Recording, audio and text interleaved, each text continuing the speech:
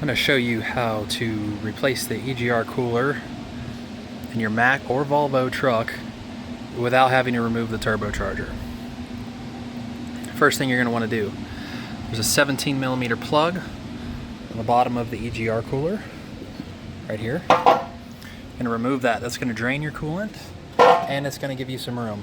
Every square inch is needed here, every little millimeter.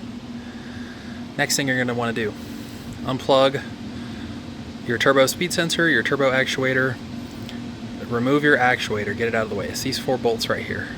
Take note of the position of the actuator. If you don't know how to reset it, you shouldn't be doing this job. Next thing's do your typical, take everything off that you need to get to, remove the cooler. Now, this next part's very tricky. You're gonna wanna jack up the engine. You can either do it here or back there on the bell housing. If you do it here, be very careful you do not crack this front cover, because you can stick a jack between here and this front cover and you can jack it up and move it over. Then once you get the engine jacked up, you'll feel it stop. Don't go any further. The engine will stop, but it will give you just enough room. You can take this cooler, after you get your V-band out, and you're gonna wanna move it out this way, remove your inner fender and everything. You can move it out this way and you can get it out without having to remove your turbocharger. It takes about an hour to do it this way. Much better, you're not dealing with broken bolts, turbocharger. The other thing you might need to remove is you might need to remove this. You can just loosen it up, leave it there, whatever you want to do.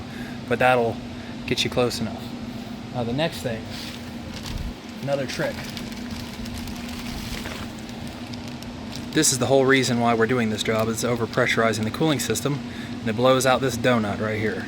It's a really goofy design, but there's a way. There's where that donut sits, right in here.